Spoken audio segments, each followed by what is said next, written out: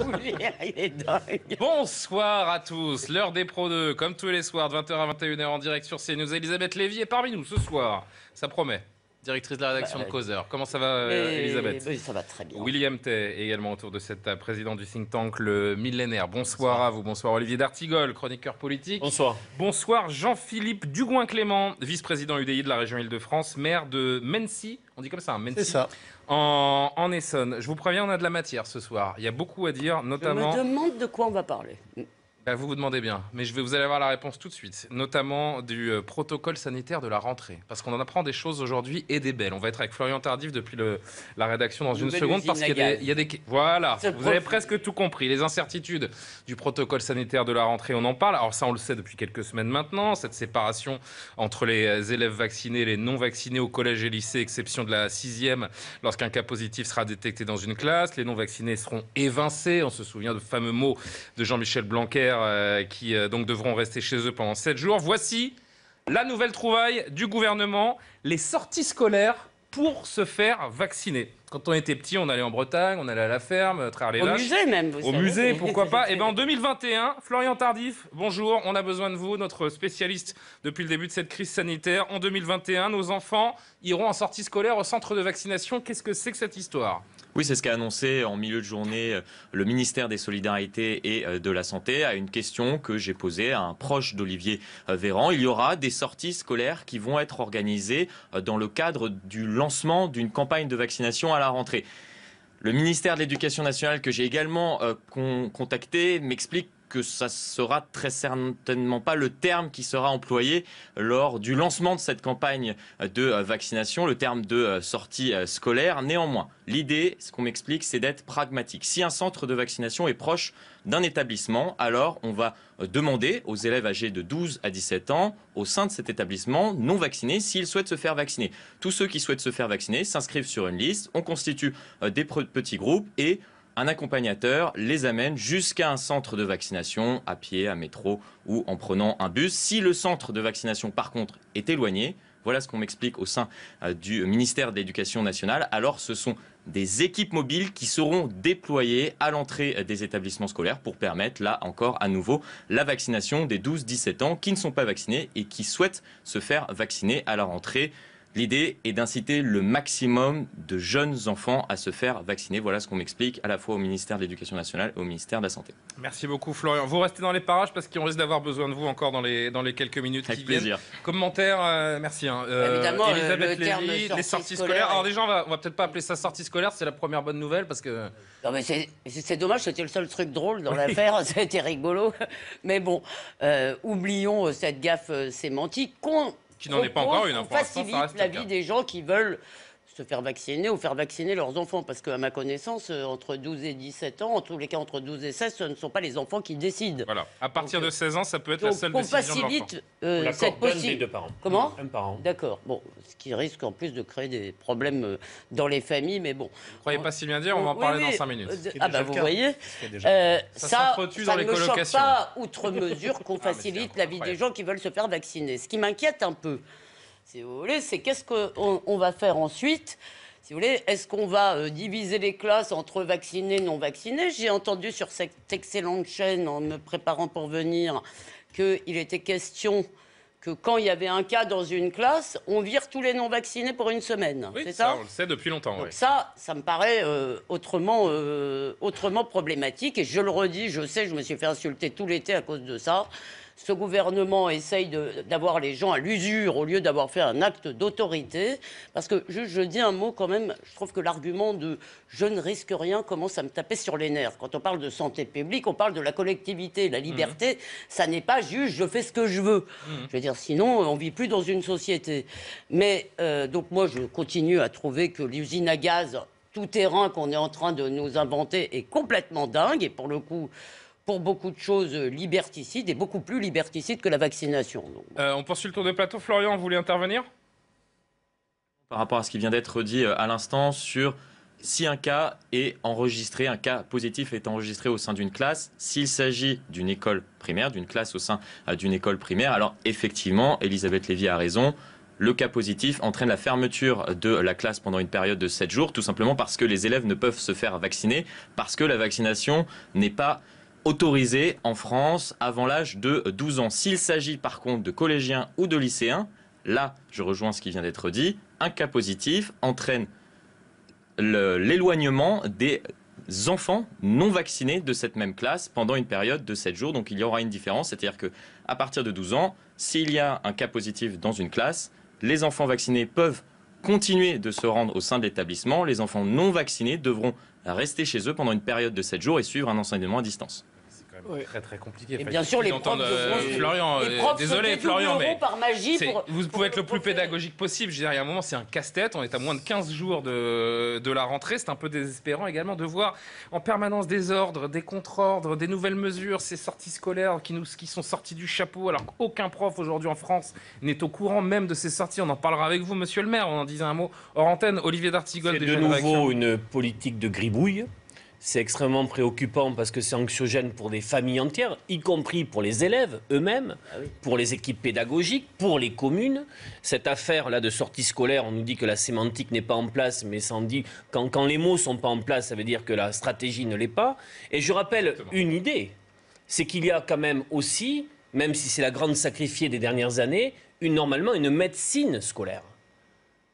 Et donc le rôle d'une infirmière dans un établissement qui connaît les enfants, les familles, les éducateurs, le fait que ça puisse être discuté avec les familles. Il y a aussi ça fait longtemps que je suis pas allé à l'école, je dois l'admettre, mais mon souvenir de l'infirmière scolaire, c'est un bureau de 5 mètres carrés, une boîte de mercurochrome et un pansement. Oui, mais il faut dans une situation de crise sanitaire, c'est peut-être quelque chose à réévaluer, oui, non, mais vous avez raison. Peut-être réimaginer, reconstruire. Et encore une fois, j'ai quelques copains enseignants, quelques copains élus, je le suis moi-même localement. On va vers cette rentrée scolaire, de nouveau le ventre noué.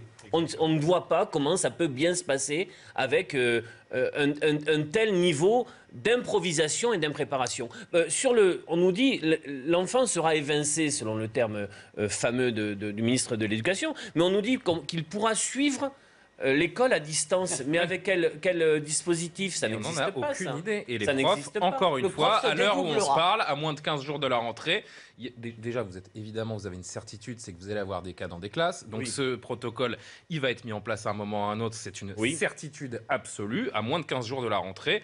Monsieur le maire, parlons-en ensemble, puisque vous êtes donc maire d'une commune, vous êtes en rapport direct avec beaucoup d'enseignants.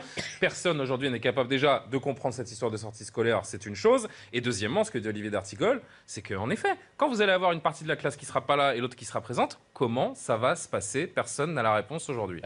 Déjà, moi, j'inviterai tout le monde à se rassurer. Quand on voit depuis 18 mois le nombre de changements d'ordre, contre-ordre tous les 3 jours, il reste 15 jours avant la rentrée. Ce serait peut-être bien de construire avec ceux qui appliquent tout ça et qui le vivent au quotidien. Non, mais ça peut encore changer 3 ou 4 fois entre ce qu'on nous dit aujourd'hui et ce qui sera appliqué dans 15 jours. Ça, c'est pour nous encourager. Oui, pour nous rassurer. Ou pas, je ne sais pas, mais c'est ce qu'on constate quand même au quotidien. La question d'impréparation, quand on prend les rentrées des vacances de la Toussaint de l'année dernière, le vendredi, on ne savait pas si les enfants rentraient le lundi matin, le lundi après-midi ou le mardi. Enfin, on est d'une manière générale dans des réactions extrêmement tardives. Bon, ce que je constate, juste un exemple très local, moi cet après-midi, on avait le principal, l'approviseur du collège et du lycée de ma commune qui était en réunion en mairie de Mennecy avec les responsables médicaux du centre de vaccination pour envisager avec eux les possibilités d'accompagner, d'aider les enfants qui souhaitent se faire vacciner ou dont les parents souhaitent qu'ils se fassent vacciner. L'un comme l'autre n'avait pas de consigne de l'éducation nationale. Donc entre ce qu'on annonce aujourd'hui sur tel ou tel ministère, sur tel ou tel porte-parole du gouvernement, les circulaires qui vont descendre dans les faits et la façon dont ça va se mettre en place, va y avoir à mon avis énormément d'adaptations. Ça fonctionnera bien là où les équipes locales seront capables de répondre. C'est ce qui s'est passé depuis le début de cette crise. Là où il y a des chefs d'établissement dans des écoles, qu'elles soient maternelles, élémentaires, dans des collèges ou des lycées, là où il y a des structures communales, là où il y a des communautés territoriales de santé qui ont une capacité d'innovation, de réponse, d'adaptation, on arrive à fonctionner. Là où on applique les règles du gouvernement, en général, ça se fait très tard et ça se fait difficilement. Juste rendons hommage à Florian, parce que s'ils ne l'ont pas encore entendu, c'est parce que, si j'ai bien compris, c'est notre journaliste qui a arraché cette information à quelqu'un. C'est pour ça que c'est pas encore dans les circulaires. Donc rendons-lui hommage. Autre anecdote, je vous parlais de la rentrée. On le remercie. Je vous parlais de la rentrée des vacances de la Toussaint. Le vendredi soir, on ne savait pas à quelle heure on allait rentrer. On l'a appris par les pushs d'informations sur les téléphones portables alors qu'on était en réunion avec le préfet du département. Vous pensez aussi à l'impact psychologique au quotidien de ces enfants. Moi, je sais pas, je vais un peu être caricatural, mais votre gamin de 8 ans qui rentre. Qu'est-ce que ça fait, chérie, aujourd'hui à l'école? Eh ben, on est allé au centre de vaccination aujourd'hui. C'était sympa. Voilà ce que j'ai appris aujourd'hui à l'école. Je caricature, mais c'est quand même, on est dans une société, on est en train de mettre en place un protocole et une rentrée qui semble totalement ubuesque. William Tay. Je partage votre point et je vois 4 points précis. Le premier, c'est la question de l'intérêt sanitaire de faire vacciner les enfants. Oui, j'ai dit une bêtise, elle a raison de me reprendre dans l'oreillette.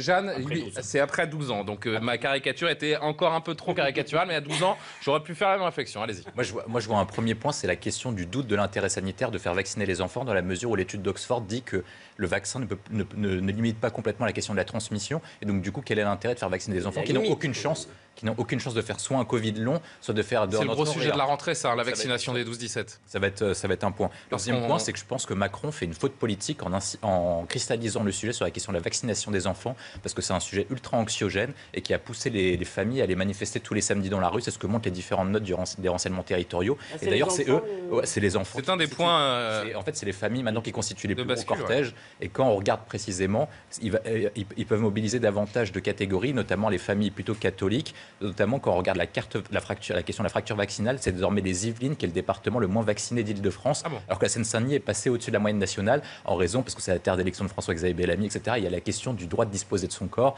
et toutes les questions sur la question de la fin de vie, etc. La question de l'appréhension par rapport au vaccin. Un côté manif pour tous, si je veux généraliser. Et je pense qu'il fait une erreur dessus parce que ça, raison. Il peut amener des cortèges très importants tous les samedis. Et si aujourd'hui il y a 300 000, on sait que les nombres de manifestants contre la manif pour tous auraient pu amener à 500 000, 800 000 personnes. Et là, Emmanuel Macron, à 8 mois de l'élection présidentielle, il prend un véritable risque. Ensuite, après, moi, je vois un autre point, c'est la question des fractures à l'école. Parce qu'en fait, les fractures vaccinales reposent sur 3 points précis.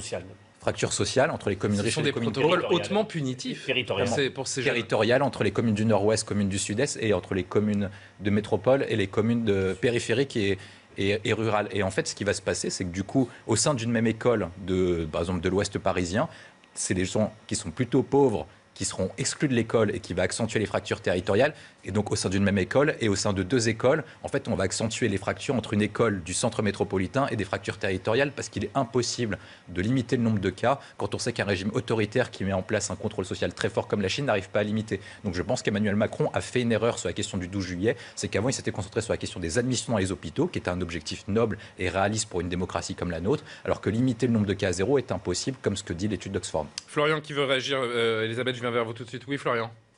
Justement, l'argument qui est avancé par le ministère des Solidarités et de la Santé et par le ministère de l'Éducation nationale, l'argument avancé est que les inégalités sociales et territoriales jouent un rôle important dans la couverture vaccinale de la population. Cela a été très bien résumé à l'instant par William Tay. Plus une commune est pauvre, globalement, moins la couverture vaccinale est importante dans notre pays. Et l'idée serait donc, via ces différents dispositifs discutables, critiquables, de permettre l'accès au vaccin aux plus jeunes défavorisés dans notre pays. Justice sociale. Non mais juste, oui, certainement ça existe. Moi, je ne méconnais pas ce qui est en train de monter, c'est-à-dire une fracture qui est idéologique. Vous avez cité le département des Yvelines. Il n'y a pas que des villes pauvres dans le département des Yvelines. Vous avez cité François-Xavier Bellamy, qui est élu de Versailles, si je ne m'abuse, qui n'est pas une des communes les plus pauvres de France. Et le public de la manif pour tous. Effectivement, moi, je vois mes amis catholiques m'engueulent assez copieusement à cause de mes positions plutôt pro-vaccinales. Mais je voudrais quand même qu'on réfléchisse 2 minutes à cette question. Je trouve que l'argument « je ne risque rien, donc qu'est-ce qu'on m'enquiquine ?» si vous voulez, passe un peu à côté quand même de ce qu'est la liberté. La liberté dans une société, je vous ai entendu le redire, je crois, ce matin, c'est qu'on acceptait tous, si vous voulez, le contrat social. toute la journée. Le contrat social. Non, mais c'était peut-être pas vous alors. C'était ce soir. Vous avez raison, c'était peut-être pas vous. Mais le contrat social, si vous voulez, suppose, effectivement, nous acceptons des restrictions à nos libertés si elles sont légitimes et proportionnées. C'est pour ça, d'ailleurs, que moi, les restrictions qui sont liées au pass sanitaire, non seulement personne n'y comprend rien, ça change d'un département à l'autre, c'est le grand bazar, si vous voulez, et celles-là me paraissent omniprésentes et disproportionnées.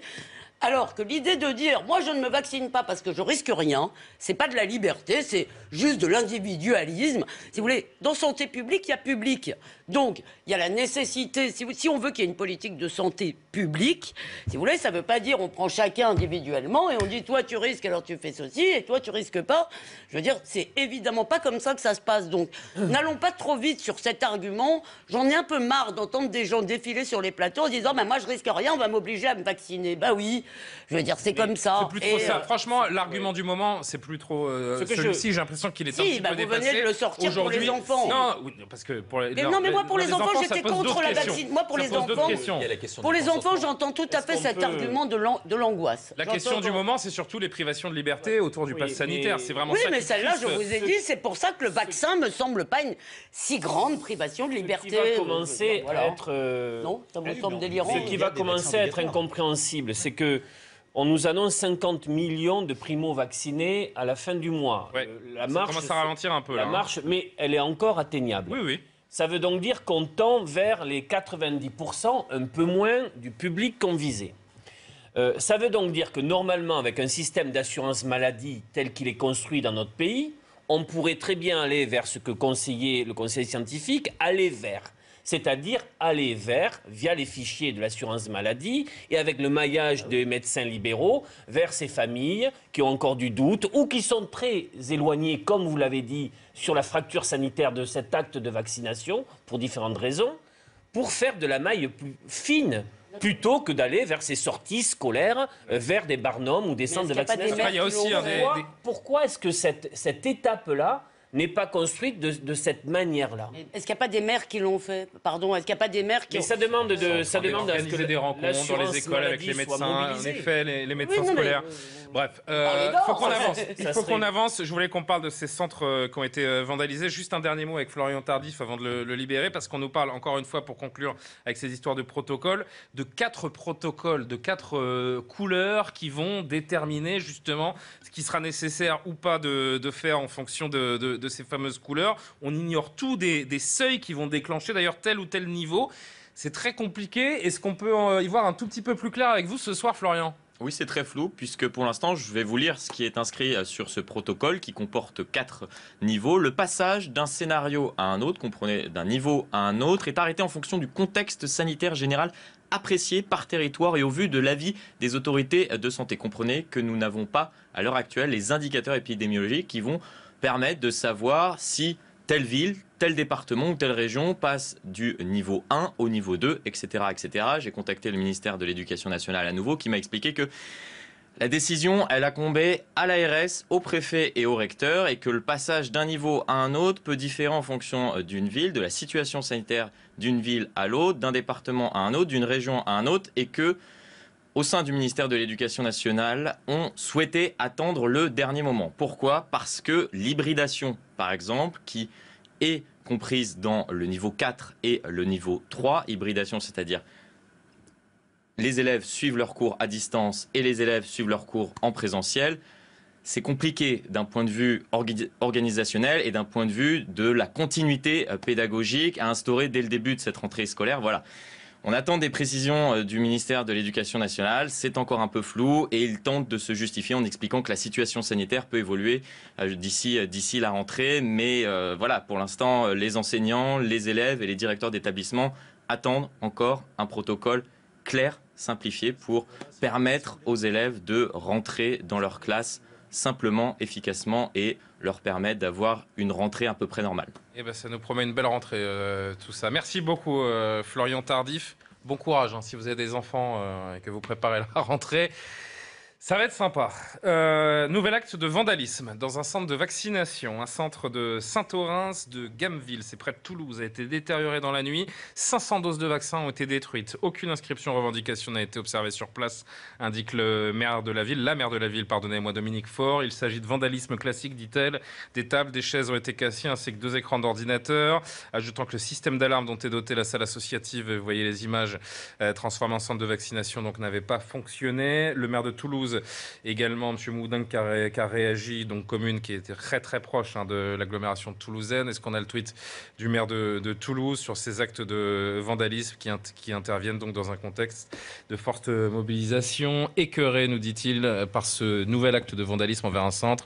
Les violences et les intimidations doivent cesser pour que chacun puisse choisir librement de se faire vacciner. Tout mon soutien aux habitants et aux maires. Depuis mi-juillet, ces actes de vandalisme se multiplient. On peut parler d'une France coupée en deux. Tiens, monsieur le maire, pour commencer, Jean-Philippe Dugon-Clément. On voit la radicalisation entre les pros, les anti, mais des actes comme ça, c'est criminel au sens premier du terme. Enfin, la Covid tue. Il faut quand même rappeler que la maladie tue, qu'on est à plus de 110 000 morts en France. Et là, ce qu'on fait, c'est tout simplement d'empêcher des gens qui veulent se faire vacciner, c'est-à-dire se protéger, de pouvoir le faire.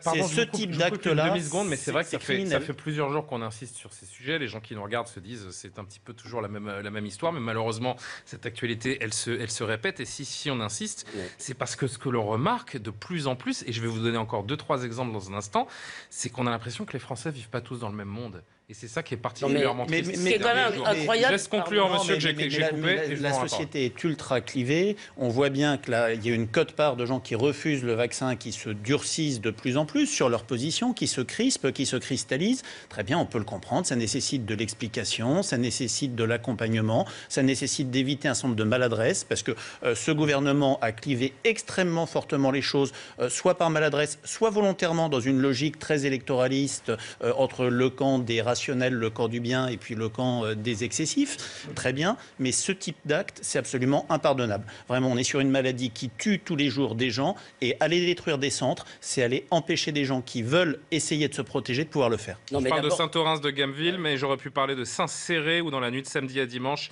là aussi un centre de vaccination a été victime d'un acte de vandalisme. Là, on est sur 2 centres, donc sur les 2-3 derniers jours. D'abord, ce serait inacceptable quand bien même ils iraient détruire un endroit qui n'a rien à voir avec le Covid. Si vous voulez, je veux dire, c'est pas simplement parce que le Covid tue que c'est inacceptable. Je trouve ça d'abord un peu fort de café que des gens, si vous voulez, qui invoquent la liberté, refusent aux autres, si vous voulez, la liberté de ne pas être d'accord avec eux. Ça, vraiment, je vous assure, j'ai reçu des mails, moi, cet été. Comment, vous aussi, vous êtes des collabos? Donc, en somme, parce qu'on n'est pas d'accord avec eux, on devient vraiment des salauds. Évidemment, il est tout aussi débile, si vous voulez, comme vous l'avez dit, dangereux politiquement, de mettre dans le même sac tous les opposants, parce qu'on a vu une pancarte antisémite, si vous voulez, tout d'un coup, c'est devenu un grand thème, alors que franchement, je n'ai quand même pas le sentiment que ce soit généralisé parmi les contestataires. Non, mais c'est ni l'un ni l'autre, en fait. Voilà. C'est ni une pancarte, ni généralisé. En tous les cas, je pense que la réalité, elle est un petit peu entre les deux. Oui, mais vous-même, vous participez un peu à la confusion en nous disant la France est coupée en deux. Non, je ne vois pas une France coupée en deux. Il y a un mouvement, effectivement, de contestation qui existe. 200 000, même 300 000 manifestants par semaine, ça ne fait pas la moitié de la population à ma connaissance. Non, mais alors attendez, Elisabeth, parce que vous avez presque 40% de la population qui est d'accord avec les antipasses, 34%, vous avez 43% de la population qui estime que le mot dictature est un mot qui est bien choisi pour décrire la situation actuelle. Okay. On va parler avec Olivier d'Artigol dans un instant de ce qui s'est passé à l'hôpital de Pau hier. Il y a un moment, Elisabeth, je pense qu'il est aussi dangereux de parler d'épiphénomène. Parce que là, ça devient... D'abord, vous me prêtez des mots que je n'ai pas prononcés, je dis simplement, excusez-moi, une chose ici. C'est plus un épiphénomène. Non, mais par ailleurs, je crois qu'on a une responsabilité parce qu'on finit par penser que la colère en soi est un argument. Je suis en colère, donc j'ai raison. Eh ben non, il arrive que des gens peuvent être en colère pour de mauvaises raisons. Moi, je comprenais parfaitement ce qui a nourri le mouvement des Gilets jaunes. Ça ne veut pas dire que j'étais d'accord, si vous voulez, avec la colère qui s'exprimait n'importe quoi. L'autre chose à laquelle on devrait réfléchir, et j'arrête là, c'est, si vous voulez, il y a une espèce de haine. Si vous voulez, je pense que le président arriverait à la télé en disant le vaccin est interdit. Vous auriez tous ces gens qui diraient on veut le vaccin, ils défileraient. C'est-à-dire que derrière ça, il y a quelque chose qui transforme la politique. Moi, je n'aime pas la politique du gouvernement dans cette affaire. J'ai beaucoup de reproches à faire à Emmanuel Macron, mais la haine me semble un peu hors de propos, si vous voulez. On n'est pas en train de se disputer entre individus, on est dans une nation, on l'a élu, si vous voulez, et je trouve qu'on ne peut pas avoir un débat politique, si vous voulez, quand il est juste sur des affects énervé. Voilà. Et vous, ce que vous ne voulez pas entendre, c'est qu'on est sur une France qui est en train de se couper en deux. Ça, vous ne l'entendez pas, vous ne voulez pas le voir ni l'admettre. Si, j'ai entendu vos chiffres que vous m'avez donnés. Je vous dis simplement, c'est pas parce que ça ne veut pas dire, je vous dis juste que la colère n'est pas en soi, ne vous donne pas de la légitimité. Voilà. Non, mais elle existe et elle est de plus en plus importante. Elle inquiète le gouvernement. Regardez ce qui s'est passé, ou plutôt entendez dans un instant ce qui s'est passé à Pau. L'hôpital investi par des antivax. Ça s'est passé hier. Ça a été très très chaud. Et sur CNews, nous avons joint le directeur de cet hôpital qui nous a raconté ce qui s'est passé. Ils font un sit-in dans le hall de l'hôpital. On leur demande de mettre un masque. Ils interpellent les visiteurs. Et en fait, ils exigent de chacun le non-respect de la vaccination obligatoire pour les soignants et du pass sanitaire. Enfin, ils gênent globalement le flux de patients dans le hall de l'établissement en bloquant les passages. Et ils ont ensuite demandé à voir la direction pour exiger d'elle qu'elle renonce à l'application du pass sanitaire localement dans l'établissement. Un directeur adjoint dont je salue l'abnégation et la capacité de résilience a accepté de les recevoir dans une salle de réunion. Ça a duré 2 heures. Moi, ce que je tiens à dire ici, en conclusion, c'est d'abord que les arguments que mon collègue a essayé d'amener n'ont pas été écoutés, jamais, à aucun moment. Et ensuite, que les personnels de l'hôpital, pour lesquels j'ai un devoir de protection, les personnels d'accueil, le vigile, se sont sentis insultés et ont été choqués. Olivier d'Artigol, vous qui êtes palois, je ne trahis rien en le disant, crispation grandissante, commentaire sur ce qui s'est passé hier dans cette D'abord, hôpital. je salue le directeur de l'hôpital. J'ai pu être vacciné à l'hôpital de Pau quand je suis rentré dans les critères. Et j'ai pu voir le professionnalisme, la manière dont on est accueilli, dont on nous explique si on a des questions à poser. Bon, ça me rend triste parce que c'est bien sûr une France cocotte-minute et ça ne date pas d'aujourd'hui. Mais avec... C'est de pire en pire. Comment ? Mais c'est de pire en pire. Et avec une perte de repères, avec une démesure, j'ai vu ces images et les interventions, c'est comme si la rationalité sur des sujets qui pourraient être admis par tout le monde ne passe plus. Mais je trouve aussi qu'il y a dans l'exécutif aujourd'hui, une manière de procéder qui, à mon sens, jette de l'huile sur les flammes, dans le sens où ce pass sanitaire n'a pas été véritablement débattu. Il est passé de manière insupportable sur le plan parlementaire, on le sait bien. C'est comme si, à chaque fois, il y avait un passage en force, et je suis sûr qu'il y a dans ces mouvements encore une majorité de personnes qui pourraient se dire les actes de vandalisme concernant les centres de vaccins, on n'en veut pas. Mais il ne faudrait pas que ce mouvement glisse, dévisse, et que celles et ceux qui avaient des questions justes à poser Et c'est ce qui est en train de se mettent sur le bord du chemin aujourd'hui pour laisser à des franges beaucoup plus, radicalisées et irresponsables le terrain. Donc on est sur un fil de rasoir, on est sur une ligne de crête, et on voit bien que ça peut partir dans la direction qu'on ne veut pas. Est-ce qu'il y a des leaders qui est en train de se passer? Est-ce qu'il y a un glissement Est-ce qu'il y a des leaders dans ce mouvement qui est... Les Gilets jaunes, finalement, d'ailleurs.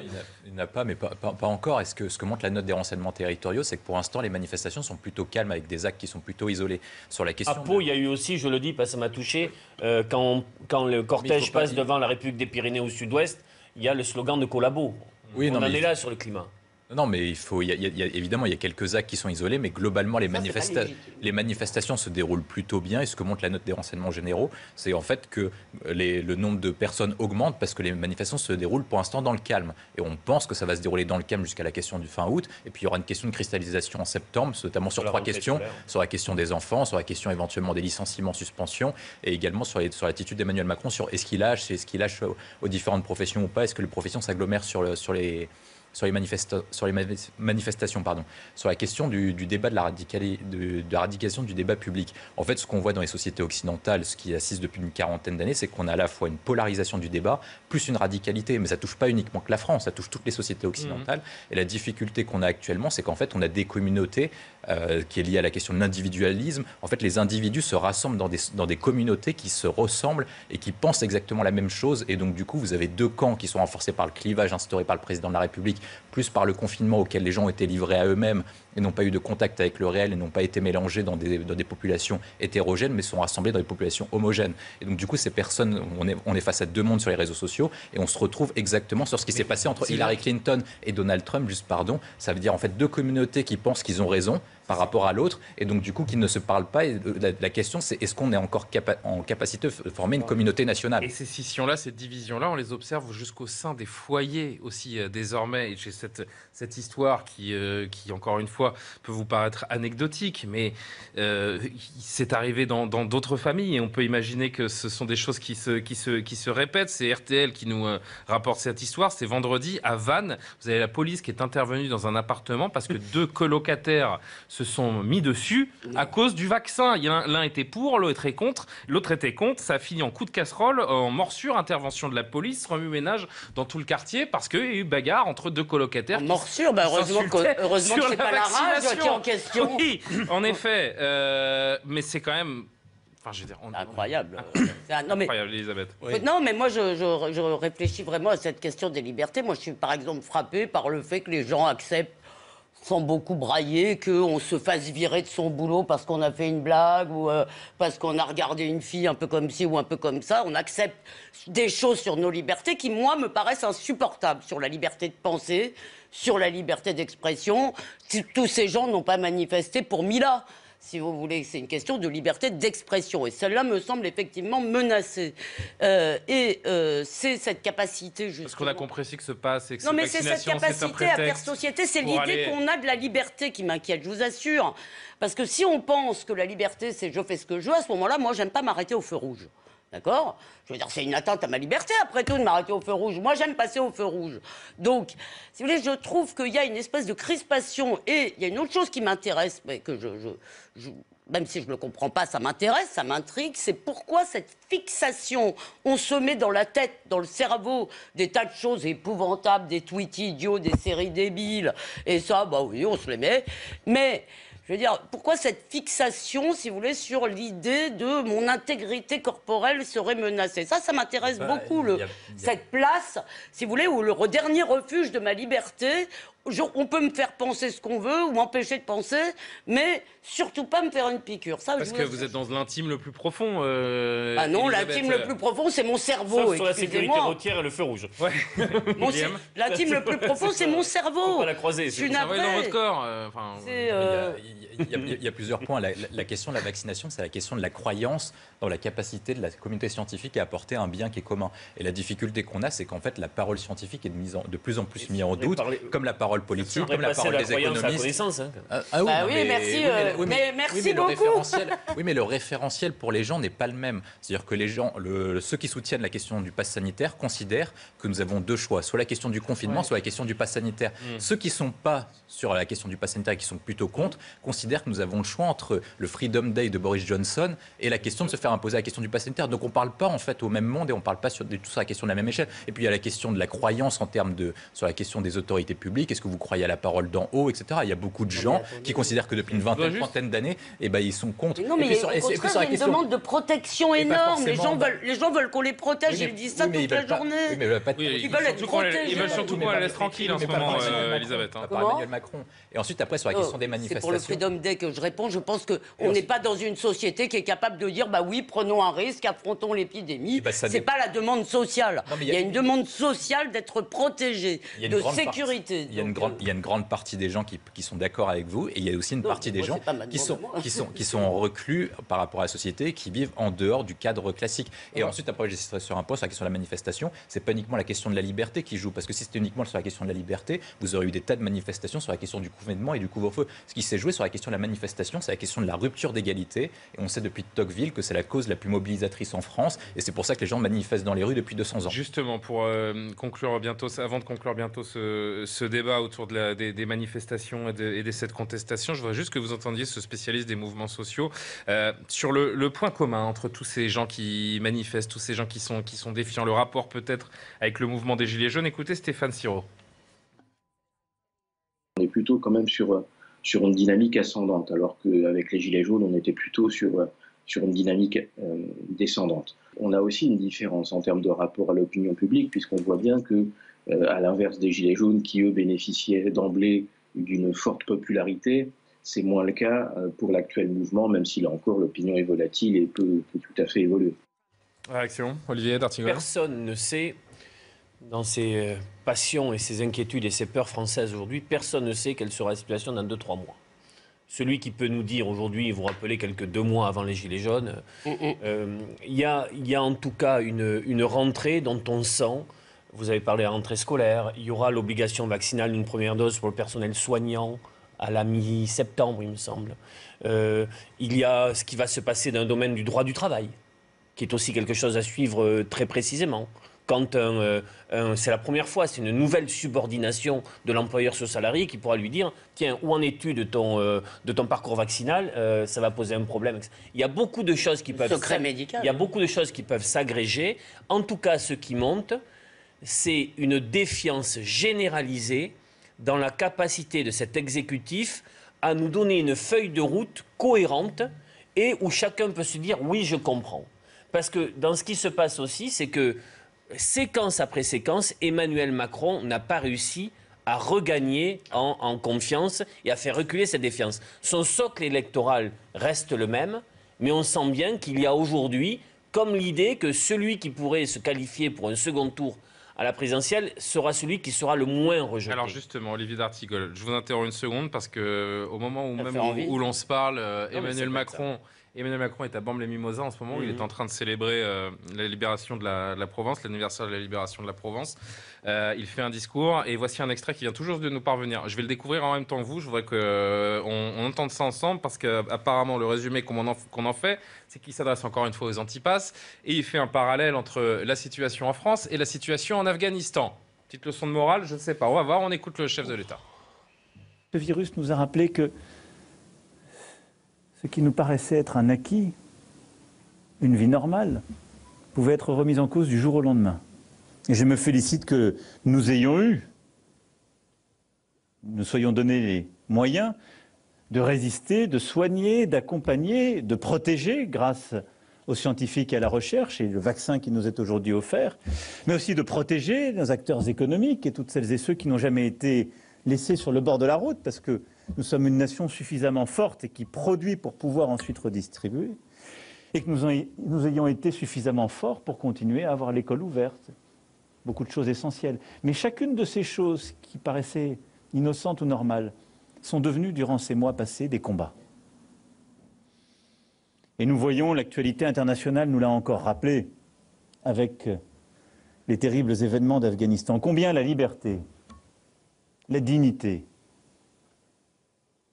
parce que ces mots ont un sens, même si d'aucuns les galvaudent, sont fragiles quand l'obscurantisme revient. Festival du Poncif, dit Elisabeth Lévy. La liberté, la dignité. Commentaire à ces mots du chef de l'État. C'est dommage, c'est coupé peut-être un peu court. Est-ce que ça voudrait dire qu'il veut rapprocher plusieurs formes d'obscurantisme? C'est ça, la chute? Si c'est le cas, c'est de nouveau une expression peu habile et en tout cas qui peut susciter une nouvelle série de réactions. Elisabeth, mais je crois que les liens, on a suffisamment râlé contre ceux qui parlaient de Shoah vaccinale ou qui parlent de dictature. À juste raison. Évidemment, à juste raison. Contre ceux qui nous traitent de collabos si on n'est pas d'accord avec eux. Si vous voulez, toutes ces invocations historiques qui sont hors de propos. Si vous voulez, on peut parler du vaccin et du pass vaccinal, mais ça se passe aujourd'hui. Et évidemment, on n'est pas en 40 pour pas se lancer dans des sortes de comparaisons qui semblent, je ne sais pas si... Je ne sais pas ce que vous voulez dire. Je ne sais pas si Olivier a raison, mais si la chute, c'est ça, c'est effectivement, je remets une pièce dans la machine. Donc, en fait, on ne sait pas. Soit ils ont des arrière-pensées politiques qui sont vraiment brumeuses et pas terribles. Il y a une forme de culpabilisation, encore une fois. Soit ils n'en ont pas, et franchement, je veux dire, j'ai l'impression que politiquement... L'objectif est celui-là, Julien, parce que c'est excessivement grave. Hein. Ça voudrait dire que ceux qui posent des questions aujourd'hui sur la mise en place du pass sanitaire. En gros, si vous n'êtes pas content, regardez comment ça se passe en Regardez comment ça se Afghanistan. passe en quoi. Afghanistan. Donc ici, vraiment, silence dans les rangs. C'est ce qu'on nous Ça veut disait dire quand ça, on était genre mange ta soupe parce que les petits Chinois ont faim. Voilà, il y en a un qui se battrait pour avoir ce que t'as, alors contente-toi de... J'espère que ça n'est pas ça qu'on a. Mais on parle comme ça à des enfants, en effet, pour finir leur soupe. Ouais, Mais c'est aux Français, ça. ça, je suis moins sûr. Vous vous Jean-Philippe Dugouin-Clément, ouais. Je pense surtout que c'est assez maladroit par rapport aux gens qui aujourd'hui sont dans un schéma de peur, dans un schéma de colère, qui manifestent, qui sont dans l'excès. Il faut dire ce qui est, parce que quand on dit qu'on dit en dictature en France, c'est de l'excès, c'est quelque chose qui est faux. Mais vous savez, un président de la République ne devrait pas dire ça. C'était ce que disait son prédécesseur.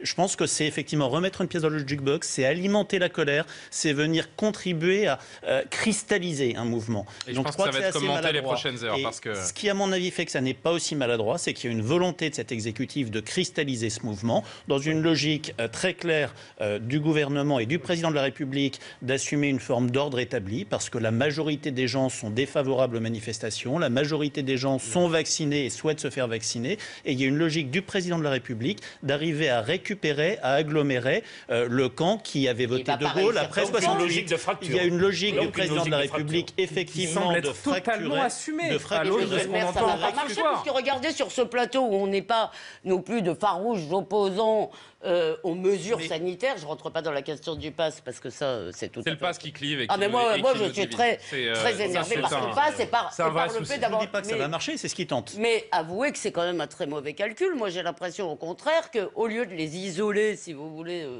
Et il n'a pas intérêt à les isoler. Il ne veut pas les isoler. Il veut que ça continue. Au lieu, disons, d'essayer de réduire la contestation, il ne fait que, si j'entends vos chiffres, je n'avais pas entendu ces chiffres sur le soutien, si vous voulez, qui rappellent effectivement le début des Gilets jaunes, hein, quand c'était...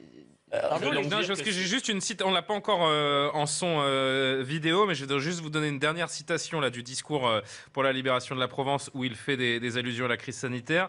Être citoyen, ce n'est pas demander toujours des droits supplémentaires, c'est veiller d'abord à tenir ses devoirs à l'égard de la nation. Déjà fait ça. Il continue, hein. Il n'a pas compris. Il n'a pas compris que brocarder en fait une partie de la population n'apportait rien.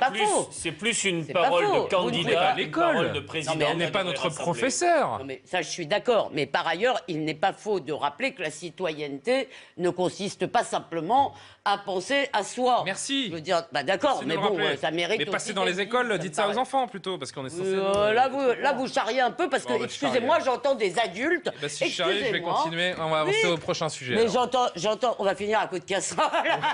Et de morsure. J'ai pas la rage. C'est moi qui vais vous mordre. Ah bon, bah alors je vais faire attention. Les phrases, les déclarations d'Emmanuel Macron qui, ces dernières 24 heures, décidément font polémique. Là, on va sur le volet, évidemment, international et la crise en Afghanistan. Alors d'abord, ces images et ces dernières infos qu'il faut vous donner. Le pont aérien qui se met en place entre Kaboul et Paris. Les premiers exfiltrés français ou amis de gens qui ont aidé, donc qui ont collaboré avec les Français, sont arrivés à Roissy. L'avion qui transportait une quarantaine de personnes s'est posé vers 17h30 à l'aéroport Charles de Gaulle. Vous découvrez ces images et ces ressortissants donc qui reviennent sur le sol français. Hier, on a suivi ensemble l'allocution solennelle du président, dont on peut d'ailleurs questionner le bien fondé, mais bon, ça, on en a parlé hier soir, on va pas refaire le débat. Et cette polémique, donc, qui est née également hier soir avec la référence au flux migratoire irrégulier qu'il faudra absolument maîtriser, disait le chef de l'État. Là encore, on va pas le réentendre, on l'a entendu toute la journée. Yannick Jadot, par exemple, qui s'est dit sidéré. Julien Bayou, le secrétaire général des Verts, qui a réagi. Et l'asile, et ses enfants, ses femmes, ces hommes qui fuient l'horreur. La France doit prendre sa part. Point de vue également partagé par les élus LFI. Macron ou comment rabougrir la France en une poignée de secondes, a réagi Quatennens, Adrien Quatennens. Allez, c'est reparti. Éric Piolle, le maire de Grenoble, candidat, je crois, en 2022, officiellement. Oui, il est candidat, Éric Piolle. Maire de Grenoble, Europe Écologie Les Verts. C'est à vous, monsieur Piolle. La réponse d'Emmanuel Macron face au drame afghan est une honte pour la France. La France doit respecter ses engagements internationaux. Les communes, les élus de tous bords feront pression pour que la France respecte ses engagements, pour que la France et l'Europe ne trient pas, comme le souhaite Emmanuel Macron, entre les bons et les mauvais migrants. Nous devons sauver un maximum de vies, comme le demande Amnesty International. Tous celles et ceux qui se sont levés contre l'oppression talibane, celles et ceux qui ont travaillé aux côtés des forces occidentales, celles et ceux qui, aujourd'hui, sont menacés par l'arrivée au pouvoir des talibans. Grenoble, comme d'autres communes, est prête à accueillir aujourd'hui, est prête à accueillir pour sauver le maximum de vies. La France et l'Europe doivent être à la hauteur de cette crise incroyable. Alors, les attaques ont été tellement nombreuses qu'Emmanuel Macron s'est senti obligé lui aussi de réagir hier soir sur Twitter en rappelant que la France protégera ceux qui sont menacés. Il dénonce les détournements faits par certains sans les nommer. L'Europe ne peut pas elle seule assumer les conséquences de la situation. La France fait et continuera de faire son devoir, donc protéger celles et ceux qui sont menacés. Commentaire, cette gauche qui est vent debout depuis hier soir. D'abord, non mais il faut quand même rappeler une chose sur l'Afghanistan, si vous voulez, parce qu'on dirait que les talibans sont une espèce de chose extérieure à l'Afghanistan. Ce sont des Afghans. Non mais c'est surtout qu'ils sont soutenus par une partie de la population. Il n'y a en Afghanistan ni État ni nation. C'est tout à fait malheureux, ça existe dans d'autres pays et malheureusement, si vous voulez, nous n'avons pas la capacité, à l'évidence, de créer des États et des nations. Nous avons échoué au Kosovo, nous avons échoué au Cambodge, nous avons échoué dans plein d'endroits. Très bien, mais je voudrais vraiment qu'on soit sur ces flux migratoires. Sur la question migratoire. Pourquoi cette phrase ne passe pas? Non, mais moi, je vais vous dire, sur la question migratoire, je pense qu'Emmanuel Macron a raison. Si vous voulez, l'idée de croire que nous allons régler les conflits étrangers, si vous voulez, en transbahutant, si vous voulez, dans des sociétés qui ne sont pas capables de les accueillir, des gens qui sont très loin culturellement de nous. Écoutez, avec les Syriens, on l'a vu. Madame Merkel a ouvert tout grand nos bras, sans nous demander notre avis, si vous voulez, en disant nous y arriverons, et nous n'y sommes pas du tout arrivés. Nous avons eu des tas de problèmes, si vous voulez, et surtout pour des démocrates.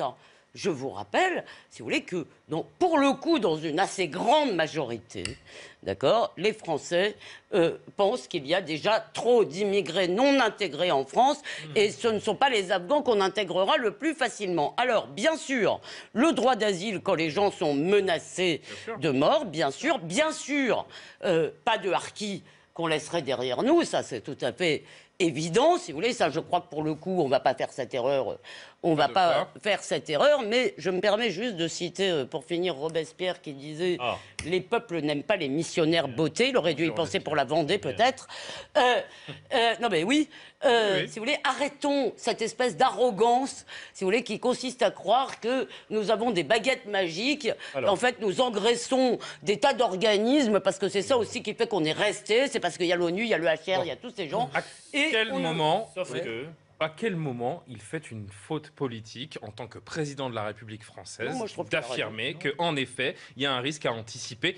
Ça fait 2 ans qu'on dit que ce gouvernement n'anticipe rien. Pour une fois qu'il parle un petit peu en amont de risques éventuels qui pourraient arriver en disant « Chers Français, je vais vous protéger, on va tâcher de maîtriser ça parce qu'il y a un risque potentiel ». On lui tombe dessus. Est-ce que vous savez que à 8 mois de la présidentielle et la gauche a toujours pas enlevé ses œillères sécuritaires? Est-ce que vous savez que des Afghans qui ont aidé des organisations françaises qui intervenaient en Afghanistan ont les pires difficultés depuis des mois pour faire venir leurs familles qui sont aujourd'hui directement menacées. On sait très bien, malgré la propagande des talibans, que dans leur avancée, dans leur prise des capitales... Je ne suis pas certain que c'était ça dont parlait le chef de l'État hier soir. Je voudrais juste... Ça ne va pas être long. Ça va pas être long. Okay. On sait très bien que malgré la propagande des talibans disant « nous avons changé, ce n'est pas comme lorsque nous étions aux affaires il y a 20 ans », on a vu très bien dans leur avancée vers Kaboul et dans leur prise des capitales régionales combien il y a eu des exactions et des crimes. Je veux simplement dire que je veux parler d'elle, Sarifa Ghaffari, vous l'avez vu, cette jeune femme mère dans une commune à 50 km de Kaboul. Aujourd'hui, elle est directement menacée. Donc là où il y a une faute politique, c'est que Emmanuel Macron aurait dû densifier sa parole présidentielle en disant que la France, au-delà des populations qu'il a énoncées, il aurait dû dire qu'il y a beaucoup de personnalités de la société civile afghane, des intellectuels, des journalistes. La France protégera ceux qui sont menacés. Laissez-moi aller au bout. Elisabeth Lévy n'a pas été interrompue. C'est-à-dire qu'on a bien senti que cette phrase qui a été équilibrée, oui, il a dit, par les flux migratoires, fait qu'on était dans un entre-deux. Alors que, je vais vous donner un exemple, je suis sûr qu'il peut y avoir un maillage territorial, de maires par exemple.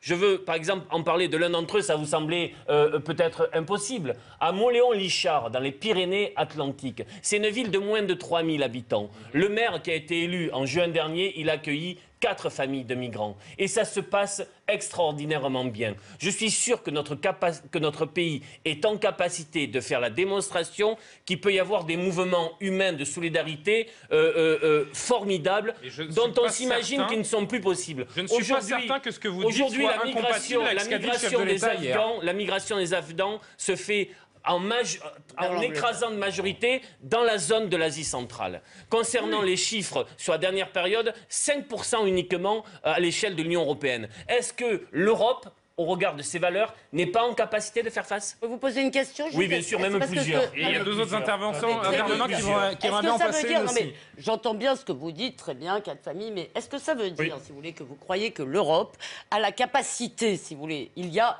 des zones de guerre. Je viens de vous dire que il y a des zones de guerre, pardonnez-moi.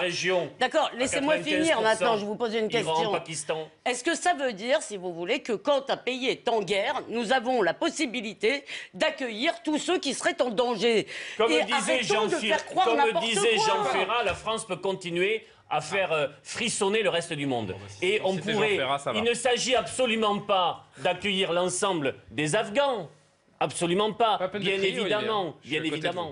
Mais pour ce qui nous concerne, d'avoir une politique forte, généreuse. Mais j'ai pas l'impression que le chef de l'État ait dit autre chose que ce que vous venez de dire. Je ne l'ai pas entendu. Qu'est-ce que vous venez de dire? À ce niveau-là, la France protégera ceux qui sont menacés, mais en même temps, on fait attention à des flux migratoires qui pourraient être risqués, qui pourraient être irréguliers et qui pourraient mettre les Français en danger.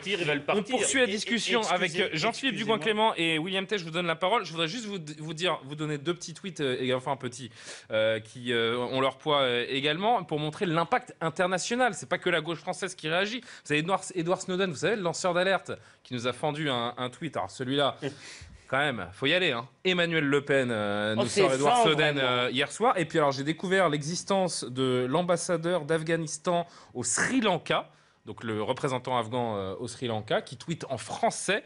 Lisons ensemble, réaction donc aux propos d'Emmanuel Macron.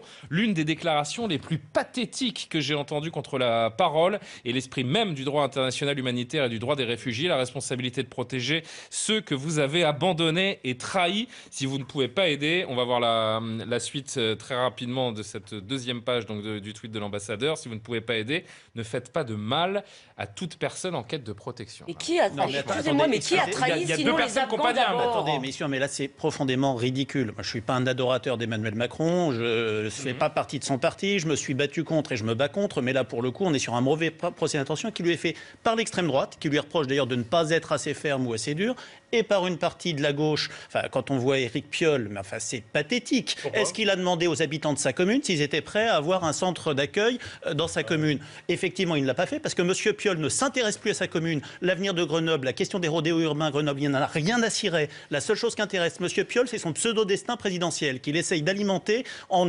utilisant une déclaration du président de la République. Or, l'espèce, qu'est-ce que dit le président de la République? Qu'effectivement, il y a un risque migratoire. Il ne dit pas autre chose. Il dit quoi? Que la France n'a pas la capacité seule à pouvoir y répondre. Il n'exclut pas le fait qu'il puisse y avoir des accueils de manière ciblée. Il prend la peine de cibler les personnes, les Afghans qui ont travaillé avec les Français, qui ont travaillé avec l'armée française, avec l'administration française, avec les ONG françaises. Soit dit en passant, ce qui n'a pas été fait entre 2012 et 2014, parce que le gouvernement à l'époque, quand on a retiré les troupes françaises, ne s'est absolument pas occupé des Afghans qui avaient travaillé avec nous.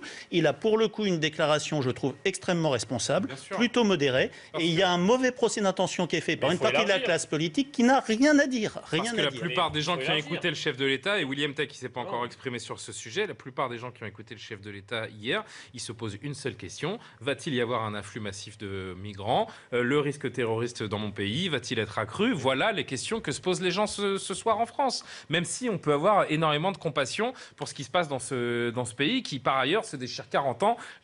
Toutes les coalitions internationales se sont cassées les dents en Afghanistan. Il y a un moment, ce serait bien que le peuple afghan se prenne en main d'une certaine manière aussi. C'était pas de partir, c'était d'y rester. Et c'est même pire que ça, on l'appelle le cimetière des empires. Donc il n'y a pas que les Américains, il y a aussi l'Union soviétique juste avant.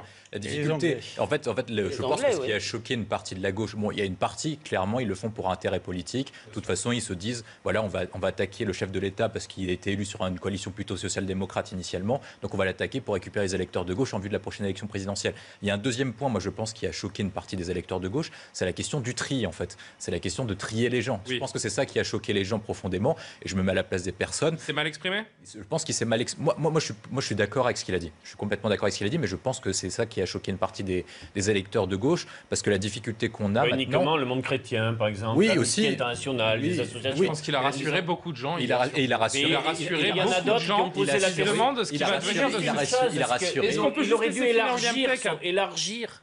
Oui. Par exemple, cet élu. Vous l'avez dit, Olivier. C'est peut-être ça que les William Tay, je vous laisse conclure. Ensuite, après, ce qu'on attend des hommes politiques, c'est non pas qu'ils pensent à la prochaine élection, mais qu'ils pensent à la prochaine génération. Parce qu'il y a plusieurs difficultés qui se posent sur la question migratoire. Un, c'est est-ce qu'ils sont compatibles culturellement avec notre société ? Deuxième point, c'est est-ce qu'on peut les intégrer et est-ce que dans le cadre d'une crise sanitaire et qui découle du coup d'une crise économique et sociale, est-ce qu'on est capacité de leur trouver un logement, un job et des perspectives ? Le troisième point, c'est qu'au vu de leur qualification, une partie de la population afghane, quand on regarde les statistiques, c'est qu'ils ne sont pas assez éduqués, ils n'ont pas forcément des capacités de base, notamment sur les questions d'éducation les plus fondamentales. Et donc du coup, est-ce qu'ils pourront à terme trouver un job et pouvoir se développer dans une société telle que la nôtre. La difficulté qu'on a en France, c'est qu'on est le seul pays, alors que les anglo-saxons le font, qui ne pratique pas l'immigration choisie, notamment parce qu'on accueille beaucoup trop de personnes qui sont sous-qualifiées, alors qu'on a déjà des problèmes de chômage sur les populations sous-qualifiées. Et Emmanuel Macron a très bien ciblé la population. Les sous-qualifiés, ils ont tenu la société française sur les confinements. Ils montent dans le RERB pour aller faire des missions.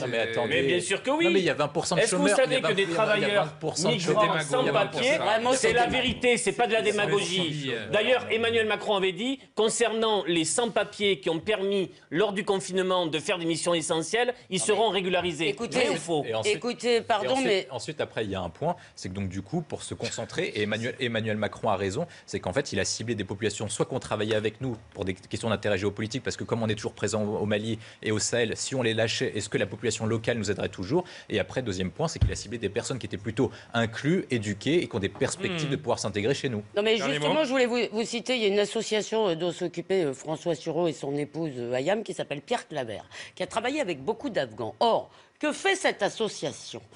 Elle transforme les gens en français à la dure. T'apprends le français, t'apprends l'histoire de France, t'apprends...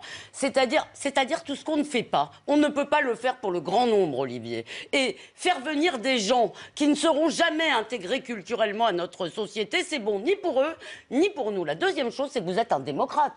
Vous parlez... Et je le dis, vous êtes un démocrate. Or, excusez-moi... Oui, je crois que vous l'êtes.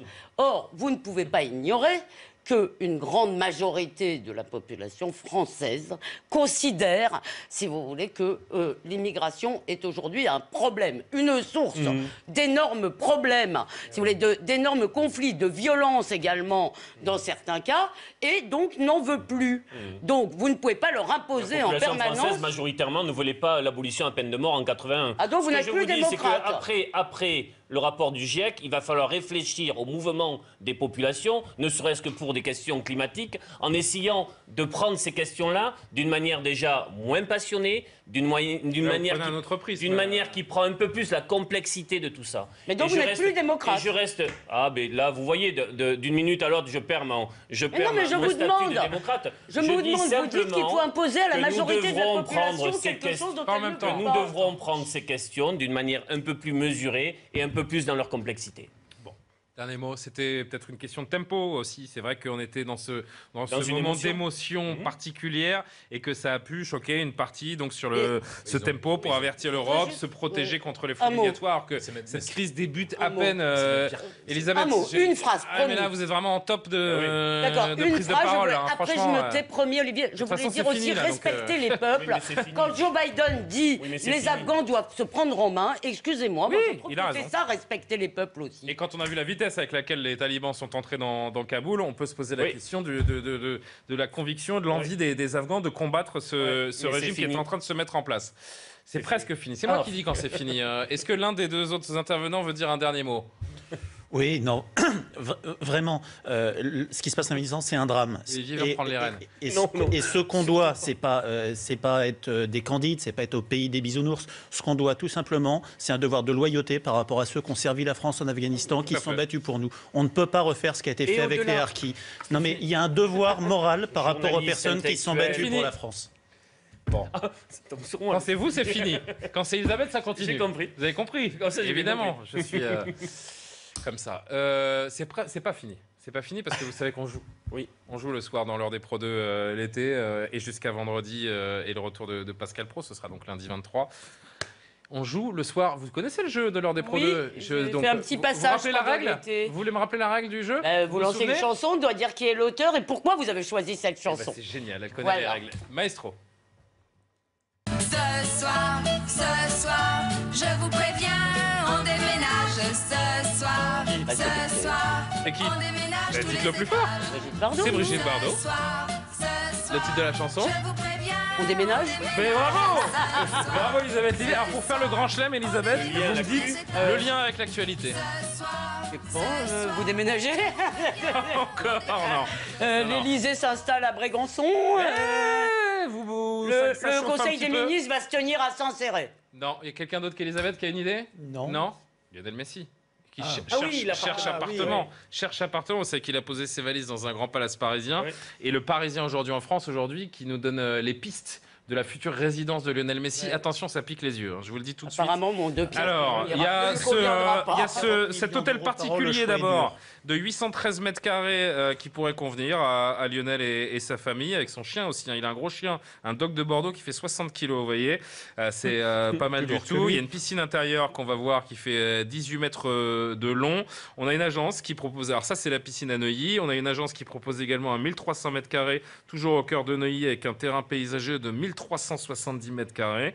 On n'est pas mal là non plus. Qui, en fait ça pourrait appartenir à Lionel Messi. Pour l'instant, c'est en vente. Le choix de Messi qui pourrait se porter sur cette super maison, moi, c'est ma préférée, celle-là. Je sais pas laquelle. Il veut acheter Moi, c'est celle-là que je préfère parce qu'elle est au cœur de. Là, vous êtes dans Paris. Dans le 16e arrondissement de Paris, 1000 mètres carrés habitables, 1450 mètres carrés de terrain. Et puis, vous avez encore un choix à Triel-sur-Seine, une grande maison contemporaine de 500 mètres carrés, 1500 mètres carrés de terrain, 250 mètres de terrasse dégringolante sur la Seine. On va voir le salon avec une hauteur sous plafond tout à fait acceptable sur ce petit salon que pourrait s'offrir Lionel Messi. Voilà. C'est difficile à meubler. Ouais, c'est un peu... Et à chauffer, Olivier. Ouais, pour chauffer. Alors là, il faut avoir une cheminée au moins dans chaque pièce. Pour faire le ménage. Il y a une certitude, il n'habitera pas l'ancienne maison de Johnny Hallyday. Le Paris Saint-Germain qui fait les recherches pour Lionel Messi a visité la maison de Johnny. C'était une éventualité, mais apparemment il y a trop de travaux. Donc ça embête Lionel et toute sa petite... Oh là là, la crise du logement, c'est terrible. C'est terrible. Bon, merci. Merci à tous les quatre. Merci à Jeanne Cancard, à Arthur Muriot qui prépare cette émission, les services techniques, le service programmation et les programmes. J'ai un petit peu de mal avec cette fin d'émission là. Et c'est la fatigue qui me gagne. Les programmes se poursuivent. On se retrouve demain à 9h pour l'heure des pros. Bonne soirée.